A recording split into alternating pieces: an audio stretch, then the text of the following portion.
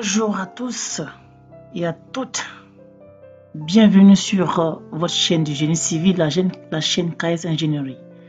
J'espère que vous avez la forme. Alors, comme vous le savez, sur cette chaîne, nous traitons tous les sujets qui sont en relation avec le génie civil. Aujourd'hui, on va continuer sur les planchers dalles en béton armé. Nous avons déjà fait des séances au cours desquelles nous avons vu les généralités. Nous avons fait un calcul manuel. Nous avons fait une modélisation et nous avons analysé en fait les résultats. Aujourd'hui, on va passer à dimensionner le plancher.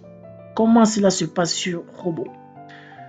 Alors, pour figer en fait l'épaisseur de la dalle, on a deux éléments à analyser. On a un élément très important à analyser.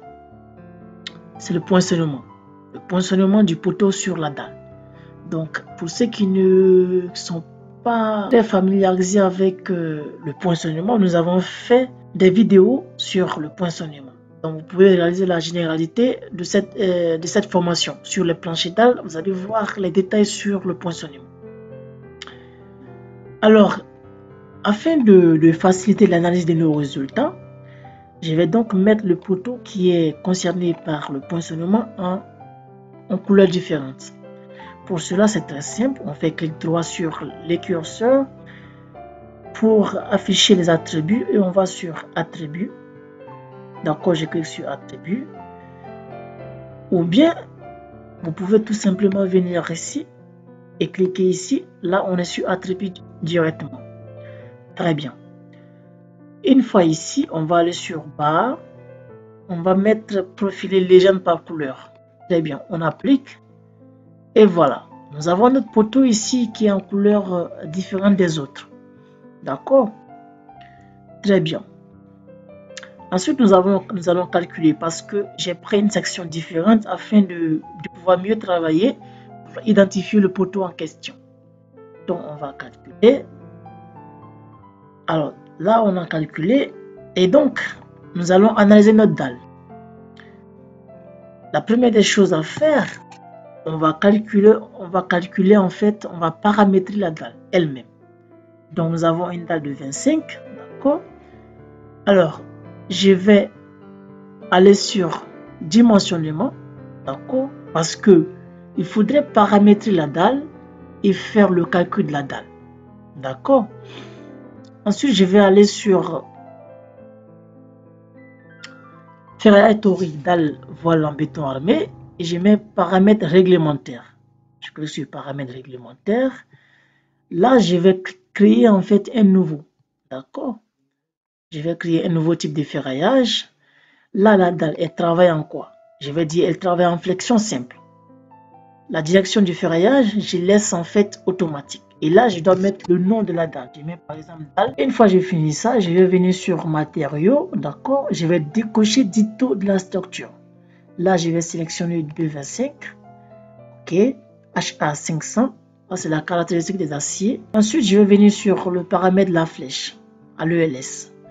Alors, la flèche limite, vous devez la calculer. La limite, c'est 1,4. Ensuite, les fissurations, je vais laisser non préjudiciable. Ici, étendue des calculs, par correction du ferraillage ou les flèches. Bon, je peux cocher la flèche. Ici, le ferraillage, je vais mettre aucune. D'accord? Section d'acier à minima, je vais mettre aucune. Je ne suis pas intéressé par la section des aciers. Donc, je suis intéressé par vérifier le ferraillage. Voilà. Ici, le diamètre des barres, je peux bien évidemment changer ici. Et l'enrobage. Donc, je vais laisser des diamètres de 12. Ensuite, je vais faire, qu'est-ce que je vais faire? Je vais tout simplement ajouter. Ajouter. Là, j'ai ajouté et je ferme. Une fois que je vais ajouter, je dois appliquer en fait le paramétrage à la dalle. Donc, je mets appliquer. Là, je viens d'appliquer le paramétrage à la dalle. Ensuite, qu'est-ce que je vais faire? Je vais venir sur dimensionnement, ferraillage théorie dalle voile en béton armé et je mets calculer. Et là, je vais faire le calcul. Ensuite, ici, qu'est-ce qu'on peut voir? Je peux tout simplement essayer de voir les combinaisons. Je vais décocher le lu. Je vais cliquer sur les 3 points. Ensuite, je vais venir sur combinaison. Là, par exemple, j'ai l'ELU et l'ELU+. Donc, je peux, par exemple, si je veux les deux, je maintiens la touche CTRL et je sélectionne les deux et je coche sur les deux flèches et je fais fermer. Là, vous voyez qu'il apparaît ici. Ensuite, pour le LS, je fais pareil. Je vais sur combinaison, j'ai le LS+. Donc, je peux sélectionner les deux. Je fais pareil. Je clique sur les deux flèches et je mets fermer. Et là, il apparaît. Très bien. Alors, ensuite, je vais mettre calculer. Donc là, il est en train de me calculer la dalle. Si la flèche ne passe pas, il va m'envoyer un message comme quoi j'ai un problème de flèche.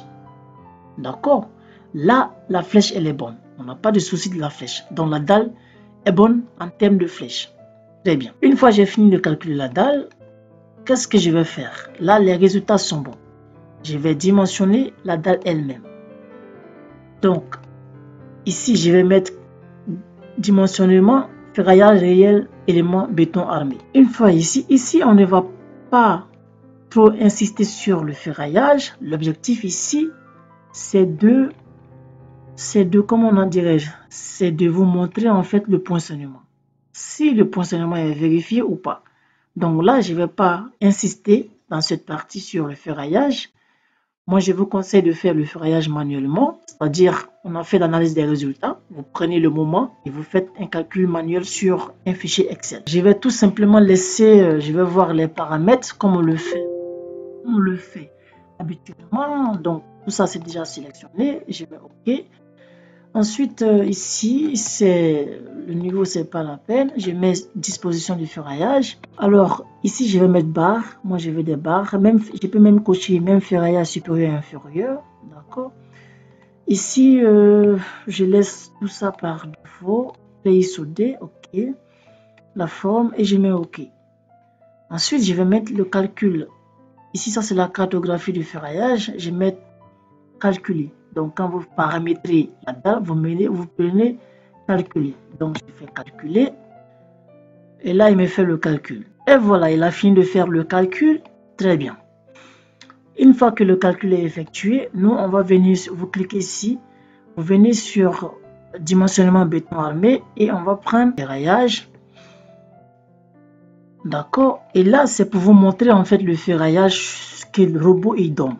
Pourquoi je vous parle de calcul manuel? Vous voyez que là, il a exagéré. Vous voyez le ferraillage.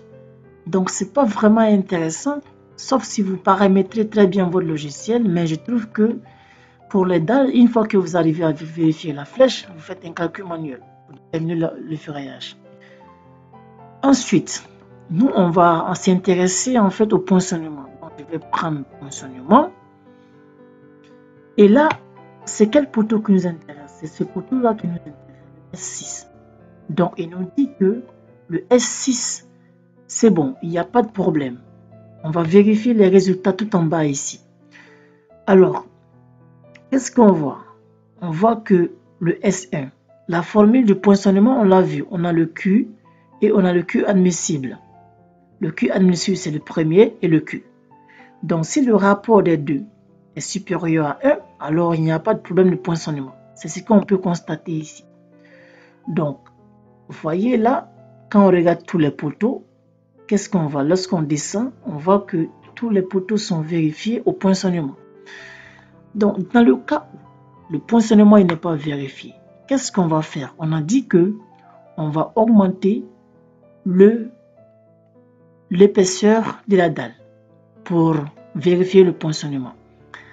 Cette solution, elle n'est pas toujours intéressante. Pourquoi? Parce que si jamais j'augmente l'épaisseur de la dalle alors que le poinçonnement il est localisé, c'est-à-dire au niveau des poteaux, ça va me coûter très cher. Alors qu'en tant qu'ingénieur, on est dans un esprit d'économie, d'optimisation. Donc, pour cela, on fait ce qu'on appelle les chapiteaux.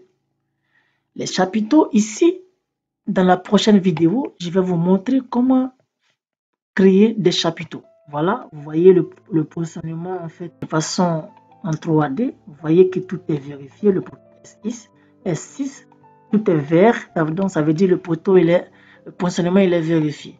Très bien. Si vous avez aimé notre explication, n'hésitez pas à vous abonner et partager la chaîne avec votre entourage. Nous sommes à votre disposition pour toute éventuelle question.